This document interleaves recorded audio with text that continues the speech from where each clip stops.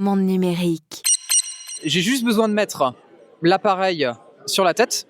Donc aujourd'hui, c'est un casque, ça peut être des lunettes connectées, ça peut être un écouteur intra-auriculaire, un AirPod, un Airbud, etc. Et automatiquement, le système va détecter qu'une biométrie est disponible et ensuite va lancer les phases de création de profil et d'authentification de manière continue et sans aucune friction.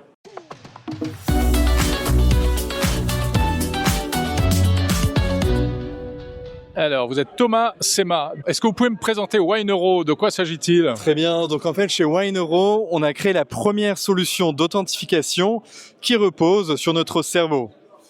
En fait, globalement, on n'a plus besoin de reconnaissance faciale, d'empreintes digitales, de scan d'iris et de rétine, juste d'une signature neuronale que l'on va capter grâce à des lunettes connectées ou à nos écouteurs. Et l'idée véritable, c'est d'en faire un standard d'authentification et de remplacer en fait toutes les méthodes traditionnelles de biométrie. Et ça marche vraiment? Ça marche vraiment, on l'a testé sur 30 produits différents et sur 108 000 personnes. 3 années de R&D, incubé à Station F, on fait même partie des futurs 40 des 40 pépites françaises. Quel est l'intérêt par rapport à un système plus traditionnel? Alors l'intérêt véritablement, c'est le sans friction. C'est-à-dire qu'on va mettre l'objet connecté sur sa tête, on va mettre ses lunettes connectées de la vie quotidienne, ses écouteurs, et on va être reconnu sans aucune gestuelle, sans aucun mot de passe à mémoriser, sans rien à faire. Et c'est ça véritablement l'invention. Et notamment aujourd'hui, on attire énormément les acteurs de l'électronique grand public, les acteurs de la tech aux États-Unis, au Japon, en Corée du Sud, intéressés par la technologie. C'est pas un peu intrusif?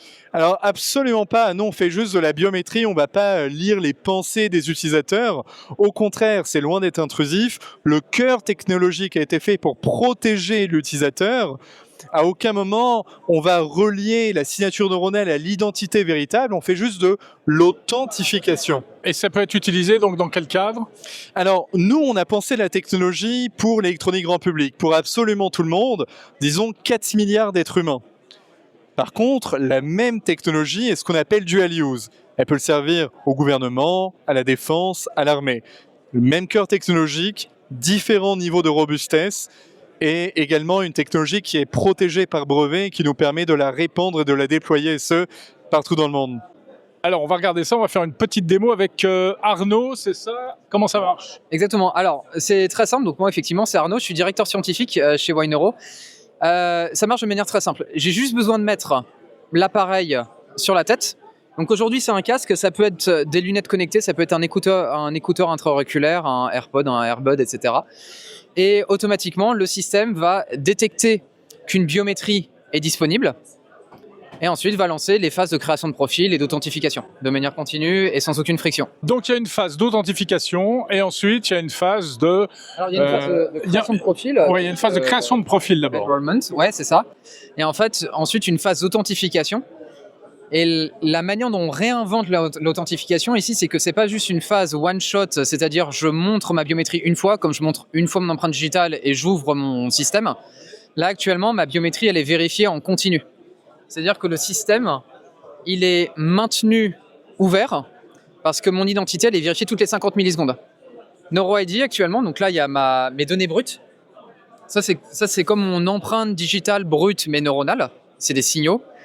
Et nous, chez NeuroID, chez Wineuro, on est capable d'aller chercher dans ces signaux, ce qui fait que moi, je suis unique en tant qu'individu. Et comme c'est continu, le système va faire « Ok, c'est Arnaud, ok, c'est Arnaud, ok, c'est Arnaud, ok, c'est Arnaud » toutes les 50 millisecondes. Et tant que ça marche, c'est ouvert. Et donc en fait, ce qu'on développe, c'est pour la première fois une manière de relier nos espaces protégés à notre identité, de manière dynamique.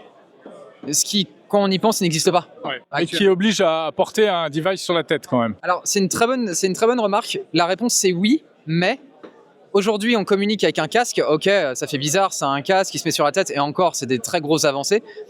Mais en fait, demain, c'est des écouteurs intra-auriculaires, c'est des lunettes connectées, c'est des casques VR. Moi, je sais très bien que quand je bosse, j'ai mes écouteurs, j'ai ma musique. Je me passe la musique de Gladiator ou n'importe quoi en train de bosser. Mais si mes écouteurs, en plus, ils ont des capteurs qui me procurent un copilote d'authentification NeuroID et j'accède à mon GitHub, à mes coordonnées bancaires, à mon Messenger, à mon boîte mail, et j'ai pas besoin de remettre mon empreinte digitale ou mon mot de passe tout le temps, c'est génial. Parce que ça fait une couche de friction qui s'enlève.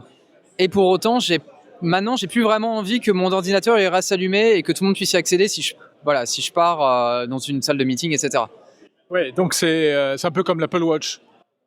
C'est un peu comme une Apple Watch. En fait, c'est quelque chose qui est tout le temps avec toi, tant qu'on en a envie, bien sûr, qui peut être tout le temps avec toi et qui te facilite la vie. Donc ça, c'est vraiment la vision consommateur.